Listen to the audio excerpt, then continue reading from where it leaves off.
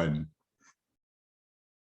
Oh, we got big smiles because before we went into recording mode for today's episode of RiSE, the podcast, we were having a chuckle because we're with Cathy's Chuckle Club. But welcome to week 15 of RiSE, the podcast. It's a weekly podcast that intends to bring positive change to the world. The podcast that defends the small business owner. And we all know over the past 23 months, small business owners have had their challenges and have been rocked. But, you know, we bring the creativity, the new ideas, problem solving, independent critical thinking, finding a new path forward and a way to that path forward with passion and, of course, blood, sweat, and tears. That's what entrepreneurship is all about. So it's really about supporting the creative entrepreneur, the person that's rolling up their sleeves to make life a little bit better. And each week we feature great guests who are making a difference for the good on the planet, whether it's how we do business, whether it's leading at work, making communities stronger, eradicating poverty, or maybe touting abundance, or new ways to heal and be healthy, or empowering you to be all you can be while learning from our elders and empowering our youth. This show is all about ideas, solutions, new thinking that has us create a vision for who we want to be and where we want to be collectively moving forward. This week's guest is just a joy. I'm so happy to have her be a part of it. And it's Cathy Nesbitt.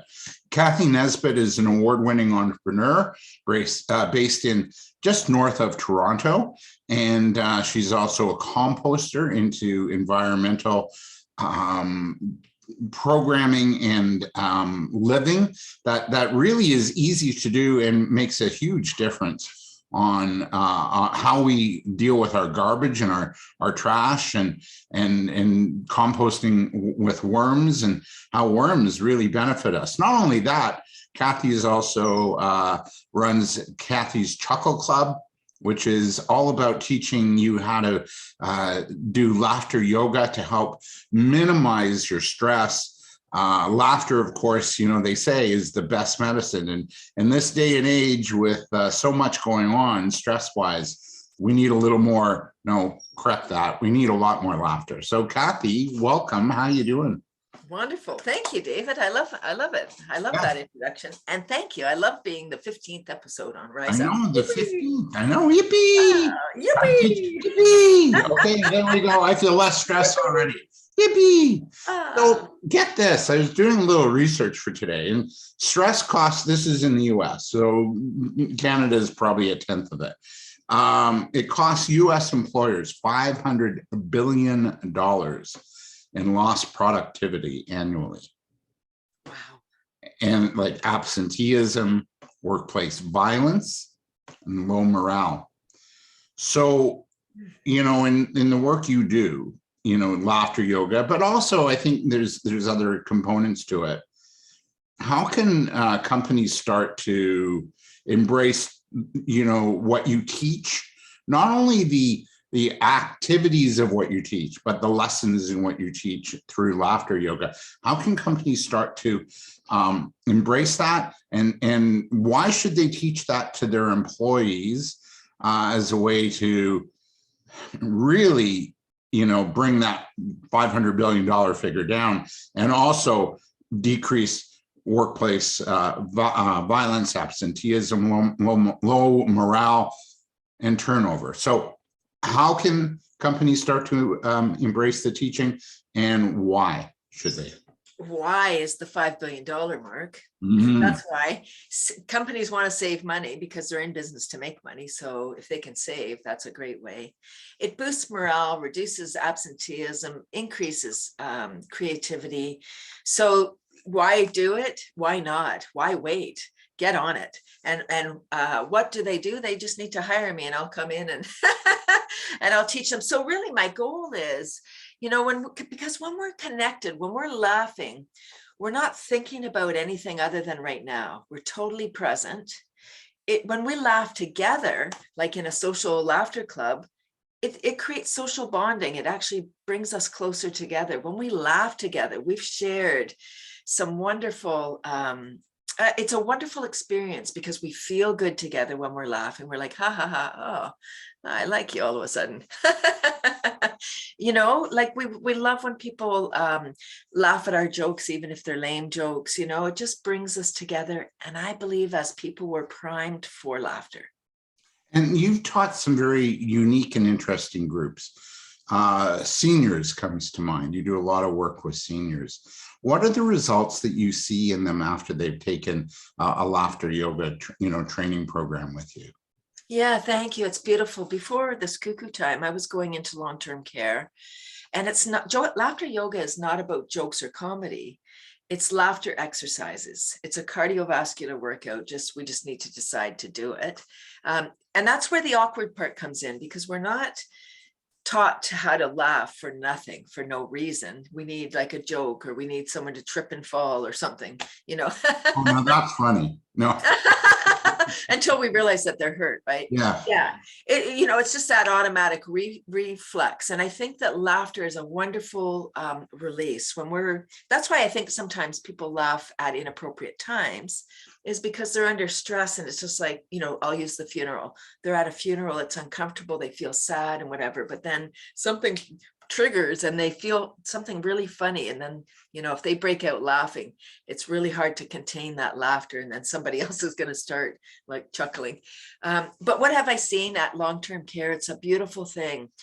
People come to life. They might be in their long-term care, and then when they come together in those in the laughter club, it's awkward at the beginning, but then when they repeat it, they come back week after week, or however often the laughter club is, they get to know the other people. They might not remember their name or remember why they're where they are, but then as soon as we start laughing, it's like music. It makes you remember. You're like, oh, I remember that feeling, like, ah, ha, ha. I'm not sure why I'm laughing, but I remember, and we feel good. You've also done, and one of your goals is to do work with special needs youth or kids. Talk to us about that. How have you done that yet? And what's the impact that you see on, kids or individuals with special needs in terms of this, teaching of laughter yoga and getting across, of course, the deeper parts of it, the deeper meaning of it. What have you seen so far? Oh, it's so beautiful. Thank you for that. This is really a big piece of my heart. It's a demographic. I love working with challenged folks, and I really don't want to be offensive to anybody. I'm not sure what the proper term is to use to lump everybody in the same category, but I have had tremendous results. I've worked with many different groups, one-offs where it's, again, maybe awkward at first, but then people come in, and if there's staff present, I encourage the staff to play along too, because then that connects them on a deeper level with their client. I would love to give an example. Again, before COVID, I was doing work with l'Arche Daybreak, and we had a monthly program. And, I can only imagine. Chatty Cathy is my name. I love to talk. I do listen to, but I like to talk. I can only imagine how frustrating it must be to be nonverbal. So at l'Arche, there was, I would go in and some nonverbal folks, and, they can't talk, but we can communicate through laughter. It's a universal language. And the staff has reported that, some days their client may be having a bad day, and they say, hey, do you want to go to laughter yoga? They indicate that yes, they do. And then we come and play. It's not about, they don't need to understand what's being said. They don't need to talk. It's just come and laugh and connect. So we were doing one exercise. So laughter yoga is a series of exercises and games just to inspire the laughter. And we had one exercise is called blowing up a balloon. So you put your hands, as if you're blowing up the balloon. As you breathe in, your arms get bigger, and you're up here, your balloon is fully inflated. I like to be better. Right? So we're doing the exercise, breathe in, breathe in, breathe in. And then when we got to this place, this nonverbal man, I've never heard him say a word, said, bang. Wow. wow is right. Like we all, like silence in the room after we were just like, wow, that it to me, I mean, I don't know what happened, but I feel like his brain but got fully oxygenated. He was able to verbalize at that moment what happened. Like he didn't talk after that. And I said, let's do that again. I thought maybe he would do it again. He did not, but wow, it was so beautiful. I was just like, that moved my heart. I knew that that laughter had touched that young boy. So do you see the same effects then when you go into a corporate setting, you know, or a business setting? Do you see, you know, those kind of effects take place there as well? Does that, you know, build morale? Does that bring teams together? Does that have, you know, management and employees getting along better? What are some of the, you know? Absolutely it does, because what happens is it breaks down barriers. So Mm. when you're laughing, you really are totally on the same wavelength. It is energy, right? So we're just like vibrating on the same thing. Ah, ha, ha, ha, ha. And it's how you make people feel. So when you're laughing together, how wonderful. Oh my gosh, I did a wonderful laughter gig out for a corporation.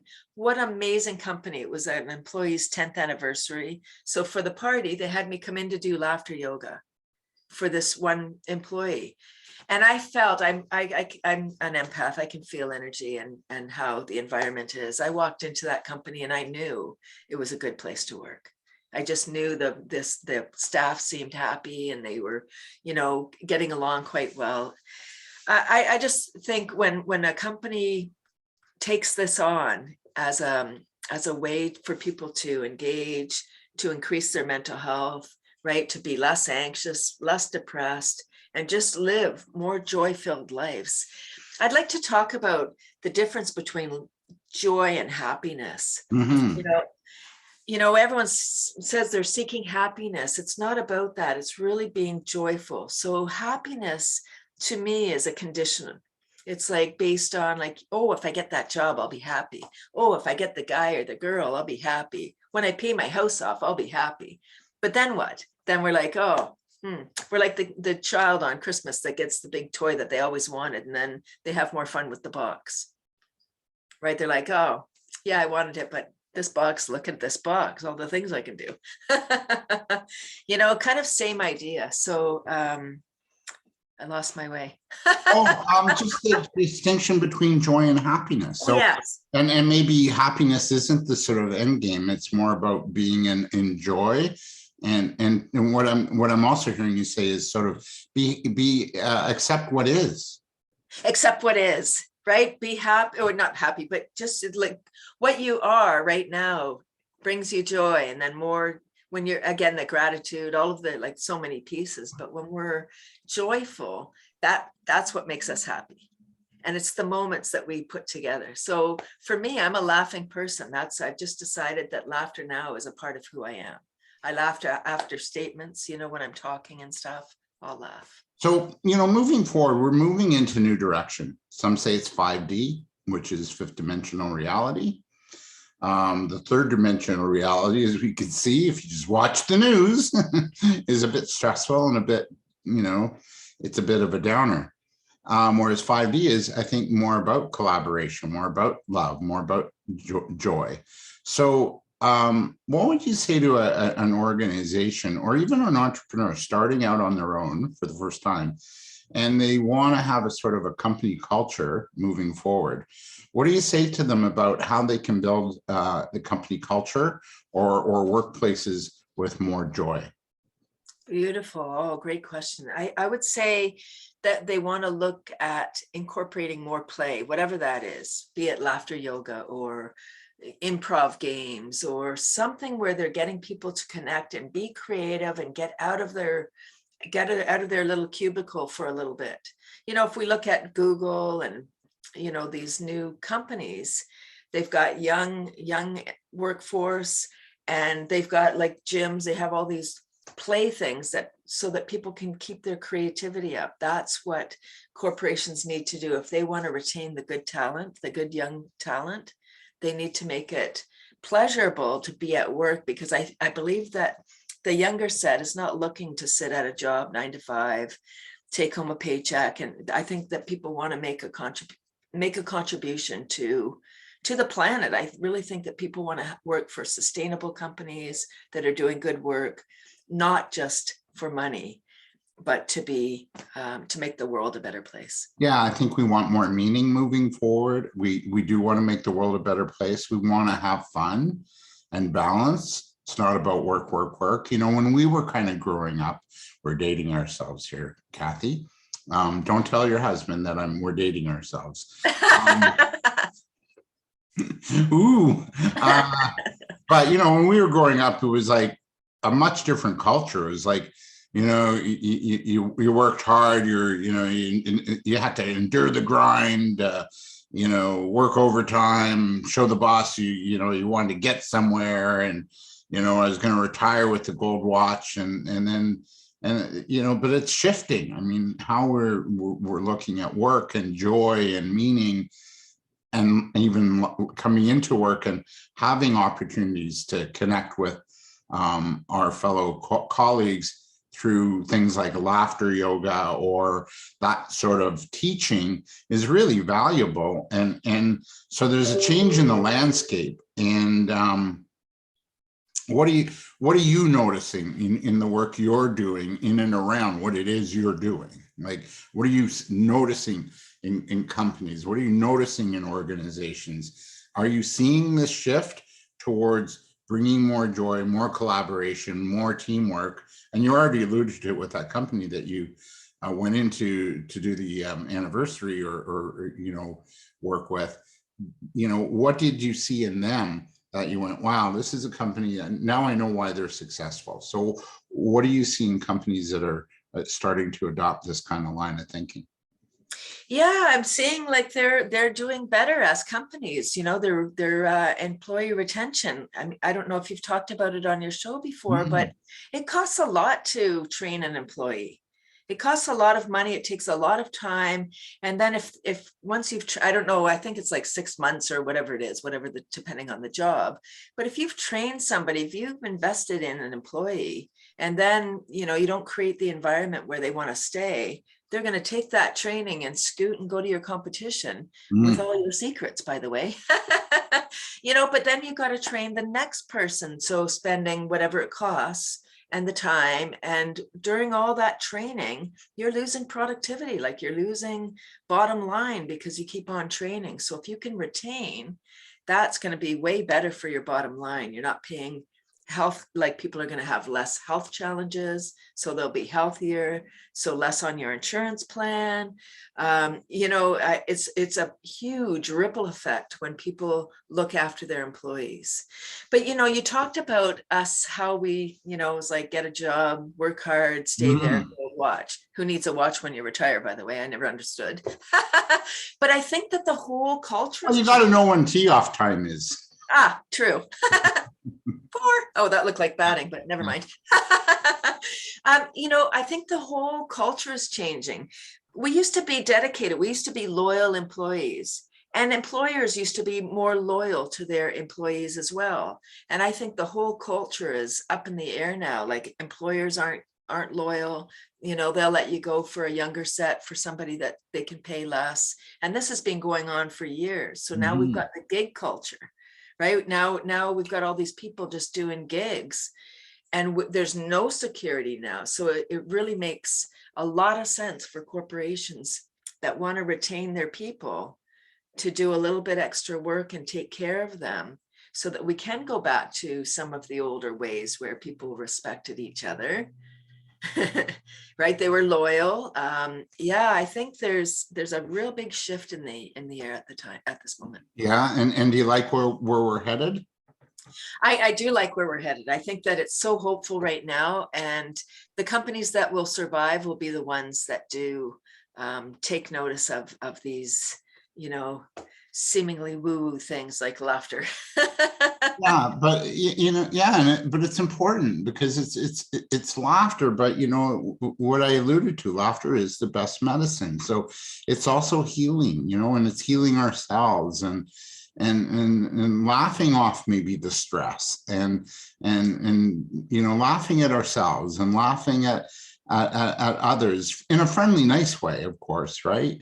I think it's going to be really important to have companies that not only have an eye on the bottom line, but really more of an eye on themselves, empathy and caring for themselves, but also empathy and caring for those that work with them, and of course those that they serve. And I think those are the companies that are going to do really well, because you're already seeing it, like with some of these big companies. You mentioned Google, but these companies are so big and so massive that, you know, you wonder if they've lost touch too a little bit down the, you know, over time, right? By growing so big, have they lost touch? Do you feel maybe with those core values that got them on the map in the first? That's hard to know. I've not worked for any of those large companies. I would imagine that it depends on where you are. It's all based on people, right? So wherever you have people involved, well, you're going to have personalities and whatnot. But yeah, we mentioned Google, but you know, they are a tech company, so there's a whole nother element that we haven't talked about, which is AI. And you know, how is that gonna kind of weave its way into the workplace? It's again be another disruptor and change how we do things. Yeah, so and I'm glad you brought that up. So what's your take on you know, my belief is we still, the more AI and tech grows and expands, and it will, the more high touch we need. The more high touch, how do you mean? Well, the more high tech, the more high touch. So the more connection, the more laughter or play or creativity or team building. We cannot forget the human connection. We need it. We're wired that way. You know, we need a hug. We need, you know, and that's one thing I think this past 23 months has taught us, is that, you know, we need connection. Enough of 6 feet apart. Like, love is the answer, not more AI. Yeah, and you know, there are, especially with this cuckoo time, there was just a Nature of Things episode that talked about AI, and people are creating avatars on themselves that they actually are like, it's their friend. They talk to this AI thing, and I'm doing this because they're on their thing. Their phone. They're on their phone, and yeah, and people are like, someone in Japan just married their avatar. Oh boy. Right, so we're really heading down an interesting time where we are losing contact with one another. If this AI is so intelligent that it can respond to our questions, it's an interesting scenario. There was a movie about that came out about right? 5 years ago, 6 years ago. Yep. With Joaquin Phoenix, and Scarlett Johansson played the voice, and he fell in love with this computer voice, right? Yep. On, you know, like you know, Alexa, you know, it was kind of like an Alexa. And then she got so overloaded with other people to serve that the relationship failed. Yeah. So I don't know. I mean, that's not here yet. And I don't know when that is going to be more incorporated into our life, but we know that more and more is going to be automated as we go along. Yeah, and I think we're going to need more human connection. And I agree. Yeah, way more. So a couple more topics. So entrepreneurs, as you know, we have a lot of stress and uncertainty and responsibility for the good, the bad, the ugly of it. Yet, despite research, it finds that entrepreneurs are actually happier and healthier than people in jobs. So yeah, if you're an entrepreneur, as I said, just starting out, or you're like a solopreneur, but you want to grow, how can we then incorporate some of the lessons and the culture of laughter yoga into our companies, so that as we grow, we do attract the right people, we do attract the right clients, and we're also really nurturing and self-loving and joyous for ourselves?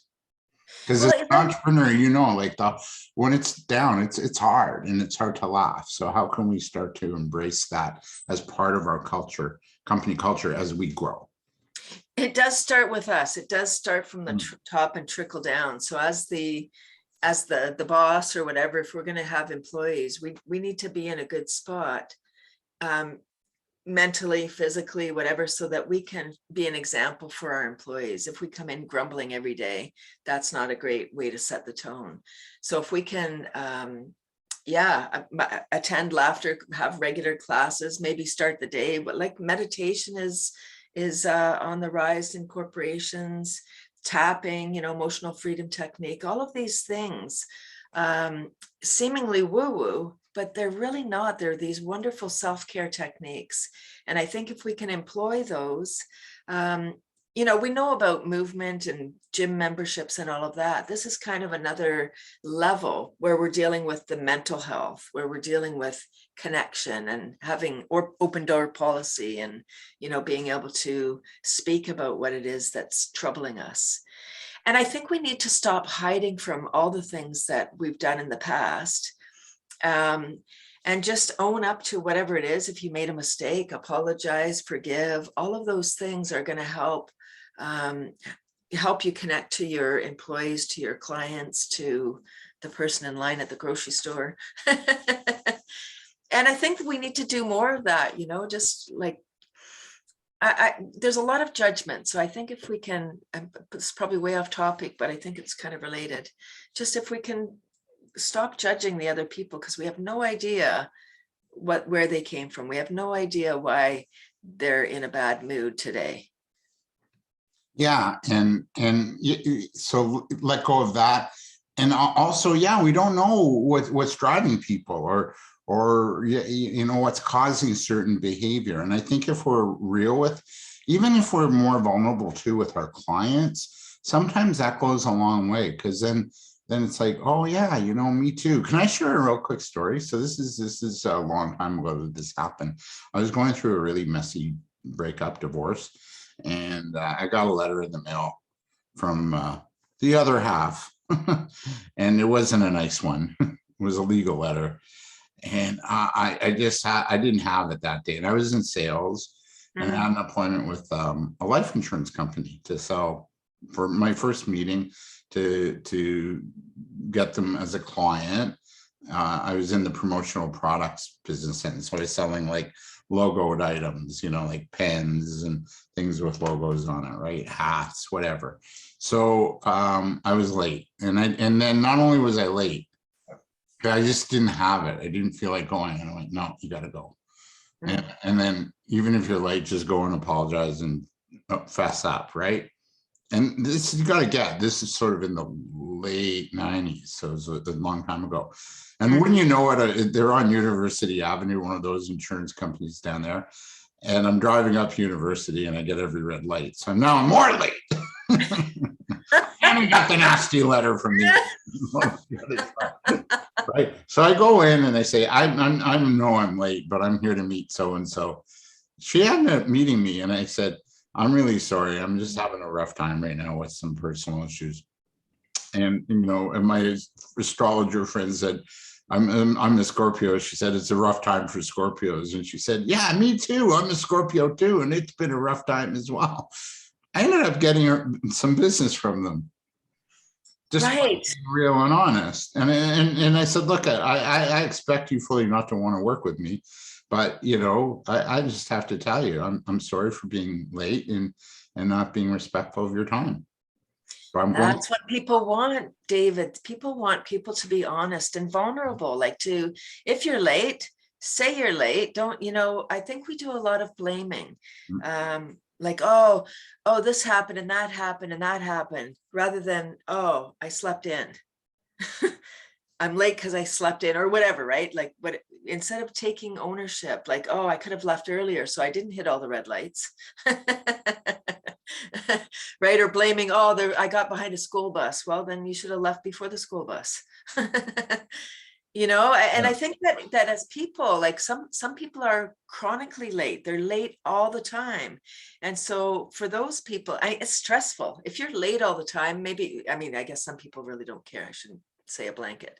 For me, I used to want to do everything right to the last minute. Oh, I can answer another email. I can do this. Yes, here I'll too. wash the dishes and then I can go. Oh, I've timed it just right. But then if you get behind all the red lights, or you get behind a dump truck or a school bus now, or you're an accident or something has happened, now you're late. If you allow 15 minutes or whatever, depending on how far you're going, if you allow extra time, it's so joyful. That's what I've been practicing that for the last probably maybe 5 or 6 years, where I'm mindfully, I know sometimes I'm late if they close the road. You know, but so I arrive and I've been on the other end of that. you know, so you arrive, you're early, so then maybe you can get out and have a little walkabout, you know, to stretch your legs, get in a good headspace before you have your meeting, go do a little laughter yoga. Like, it's just that time gives you that little pause so that we're not always rushing everywhere. Stressed. So what I'm hearing is connection, vulnerability, you know, start creating culture of team building and there for each other. Bring in joy and humor and laughter into the work life. It'll go a lot better, you know, like Mary Poppins, you know, a spoonful of sugar helps the medicine go down, you know. My last topic up for grabs is this. Let me open the envelope. And the winner is holiday stress. It's that time of year.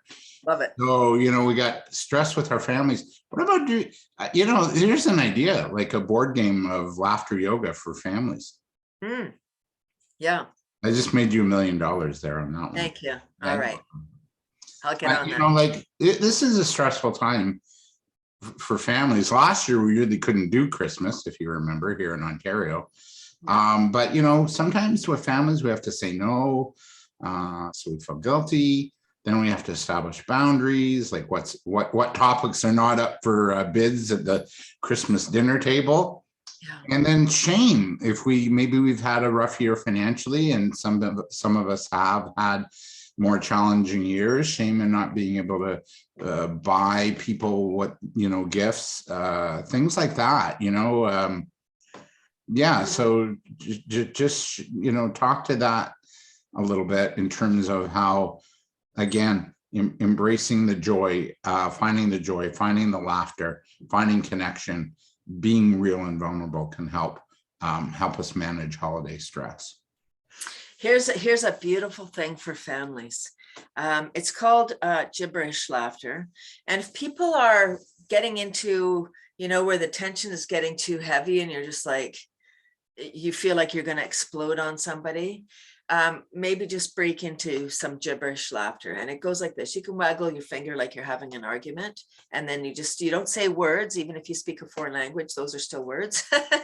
So you just say like, and then, this works with couples as well. If you're in an argument, you break into gibberish laughter, because when you're, we know when we're in emotion, we're out of logic and we're just in emotion and we're just in that. And then we totally forget what we're even arguing about. We're just spewing stuff and they're spewing stuff and nobody's listening. And then people get hurt. So if you end up arguing in gibberish, no words are exchanged, and you end up like, it's so ridiculous that you end up laughing because nothing's getting resolved with your gibberish, but you feel good after. Then once you've had a good laugh, you can come back and discuss. We have to agree to disagree on things, especially this cuckoo time, right? Mm-hmm. Like, where are you? What did you do? Have you had right? Like all the questions. Why not? Why? Right? No, whenever we're asking, why did you do that? We're judging. Why not? We're judging. Just let everyone be. I think we need to just go easy on ourselves and others. I talk to people all the time. They're like, oh, I should do this. I should be doing that. I got to do. It's like, we're the one that puts that stress hat on. We're like, oh, who was judging us? We are. Like, why, how come I'm not more productive? Oh, I didn't do this. Oh, I'm so lazy. I didn't do this or that. No, we're in a pandemic. You know, my husband said to me at the very beginning, because I was in one of those, oh, I should get more done. How come I'm not to do? And I was in one of those hamster wheels. And he said, we have a global pandemic right now. If you get up every day, you're good. Like, check. Okay, I'm done for the day. If you get something done, good for you. If you don't want to do anything, don't do anything. Like, all is well. And you're the only one putting that on you. I was like, he's so smart. Yeah, he freed you up, and it's really freedom, you know? It's freedom. And you know, isn't that what we're all about anyway? Isn't that what we want right now, is freedom from all this nonsense, freedom from our fears, freedom from how we're living. Unknown. Yeah, the unknown. Yeah, you know, so saying no, establishing boundaries, but you know, having a laugh and just being, again, even real with our families to where we're at, and owning it. You know, hey, this is what who I am. This is what I bring, and that we're enough. And do you feel that when you teach laughter yoga, that it enhances our sense of self at all at the end of the day? Yes, indeed. You know what happens when we laugh, when we give ourselves permission to laugh in a group? For people that are, pardon me, for people that are introverts or very quiet, very serious, it may be hard for public laughter. They might be like, ooh, that's odd. And I'll give you an example. I had, I don't think he'll mind. I had a student approach me who was looking at sustainable agriculture. Him and two buddies. and I said, oh yeah. So he said they wanted to meet with me to talk about worms. So I said, okay. They approached me on a Monday. So I said, well, here's a proposition. I have a laughter club on Tuesdays. I want you all to come. And then if you're not too tired, they're 18. If you're not too tired, then we can have the meeting. We'll stay on the Zoom meeting after. And so we did that. And now 2 of the 3 have been attending my laughter club regularly. And one just did a video testimonial for me. And he said, he's introvert. He was skeptical, but I introduced him. Well, I forced him to come if he wanted to meet with me. It's okay. You do what you got to do as an entrepreneur. Yeah. So there's a tip for you if you're listening and you're like, oh, I don't know how to do that. Force them. you trick them. And so he said, you know, I was skeptical, and then I came, Cathy introduced it, and now it's the highlight of my week. What a valuable testimonial, first of all, but I affected that young man.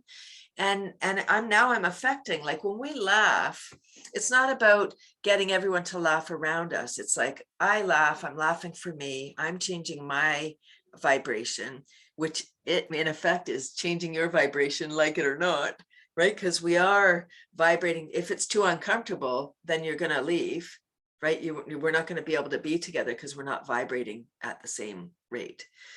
So when we laugh, it's the, what do they call it? The butterfly effect, right? Like, I'm laughing, ha, ha, ha. So now you're laughing, ha, ha, ha. And we're laughing. And now the vibration is higher. It's like one candle it has some light, but when we put 2 candles, it's brighter, right? Yeah. More candles. Oh, look, oh my gosh, look at how bright it is. Yeah. The dark can't compete with the light. Even one candle is, you know, the darkness is gone. Yeah. Or it scurries. Right, like a bug, you know, you turn on the light, it's like, whoa. Yeah, this is great. Any laughter yoga? You want to do a little quick laughter yoga? Like, yeah, I would love to. An exercise, and then we'll wrap up today. Okay, so I would like to actually, because we're coming into this cuckoo time, let's what, Christmas? Well, just holiday time. It can be, you know, it can be stressful. Yeah. Just like what to buy, like, oh, maybe you don't have money, as you said.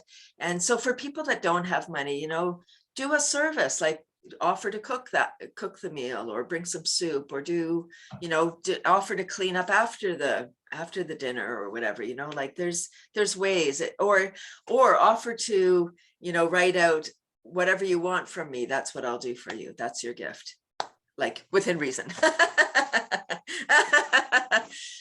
Okay, so laughter yoga is not about fancy pants or poses. There is intentional laughter things. So let's just get into our body by doing some clapping and clapping. So when we're clapping palm to palm, and it's 1, 2, 1, 2, 3, and here are the words. Ho, ho, ha, ha, ha, ho, ho, ha, ha, ha, and smiling and everything. Ho, ho, ha, ha, ha, ho, ho, ha, ha, ha, ho, ho, ha, ha, ha. Faster. Ho, ho, ha, ha, ha, ho, ho, ha, ha. Slower. Ho, ho, ha, ha, ha. And then we would say, very good, yay! No. Yippee! Yippee! Yeah, for anybody that, if you're feeling low energy, or you're sad, or you need something, we can do this together. We're gonna do 3 yippies, David. You know how to do it. We're gonna throw our hands in the air and say yippee 3 times. Here we go. 1, 2, 3. Yippee! Yippee! Yippee! Yippee! Hey! So these will break the stress at the holiday dinner table. It changes how you feel. You can't feel the same way after you've said yippee. This is the Right. international And symbol. if it's a good stuffing in the turkey, yippee! Yes.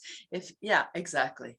Yeah, we just need to be kinder on ourselves, kinder on the planet, and with each other, and so what happens when we're laughing together, David, is we really do get connected. The laughter yoga is a global movement. And with this time that we're in, we've taken online, everyone's pivoted to online sessions. And so people can laugh for free in laughter clubs almost 24/7. And they can join my club on Tuesdays at 9:30. Cathy's Chuckle Club. Cathy's Chuckle Club. Yeah. Tuesdays on Zoom. Okay, just Google it and you'll see what you're about then, right? Exactly. Yes. All right. And anything where else? That's where we reach you, I guess, right? Cathy's Chuckle Club.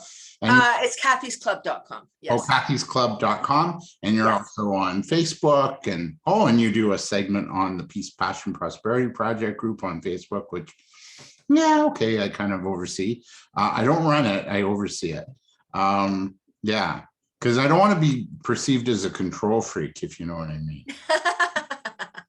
That's an inside joke, everybody that's watching and listening. Cathy, what a joy having you today. Have a beautiful holiday season with lots of laughter and love and light, because boy, we need a lot of that right now. Yeah. And we'll have you back in the new year. Okay. I love that.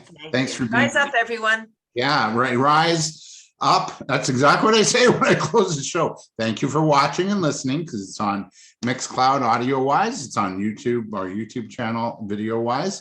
And rise up until next week. Really, RiSE is about rising up, impacting socially aware entrepreneurs. And if you like the show, let other people know. I'm open to guest ideas, so let people know there. We'll be back next week with a guy named Kabunga from Africa, who's doing some very interesting humanitarian work. I know. I'm really excited about that. And that'll be week 16. And then we're going to have maybe a Christmas special and then wrap it up for this year. Have a good week. We'll see you next week. Cathy, always a pleasure. Thank you.